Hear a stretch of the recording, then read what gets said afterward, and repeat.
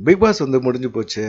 எந்த பிக் பாஸ்லயும் இல்லாத அளவுக்கு இந்த பிக் பாஸ் வந்து ரொம்ப ஒரு பயங்கரமான போர். எப்படா பிக் பாஸ் முடியும் அப்படிங்கிற மாதிரி எண்ணம் தான் எல்லாத்துக்கும் இருந்துச்சு. காரணம் வந்து பார்த்தீங்கன்னா, மாயா, பூர்ணிமாவோட அலப்பறை, மக்களோட அதிகமான நெகட்டிவ் விமர்சனங்கள் ரொம்ப வெறுப்பை சம்பாரிச்சிட்டாங்க. இந்த புள்ளிக்கு எங்களுக்கு வந்து சப்போர்ட்டாக வந்து கமலஹாசனும் இருந்து பேசினார். அப்படிங்கிறனால பார்த்தீங்கன்னா, பிக் பாஸ் எப்போ முடியும் அப்படிங்கிற மாதிரி எண்ணம் தான் எல்லாத்துக்குமே இருந்துச்சு.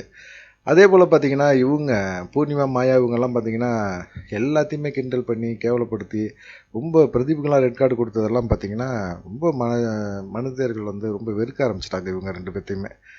அப்படி இருக்கும்போது இந்த குள்ளநரி கூட்டத்தை எப்படியாவது வந்து வெளியே விரட்டிடணும் அப்படின்னு நினச்சி கமலஹாசன் தலைவனில் வந்து மாயா 3rd பிளேஸ் வரைக்கும் வந்தாங்க. பூர்ணிமா வந்து தப்பிச்சேன் பொழைச்சேன்னு பணத்தை எடுத்துக்கிட்டு எஸ்கேப் ஆயிடுச்சு.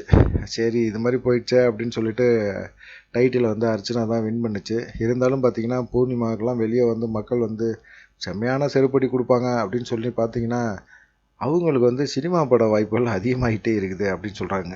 இயக்குனர் ஹரி மகாதேவன் படத்தில் கோவை ஃபிலிம் ஃபேக்ட்ரி அப்படிங்கிற ஒரு நிறுவனம் தயாரிக்கிற ஒரு படத்தில் வந்து இப்போ வந்து பூர்ணிமா புக் ஆகிருக்காங்க அப்படிங்கிற மாதிரி சொல்கிறாங்க.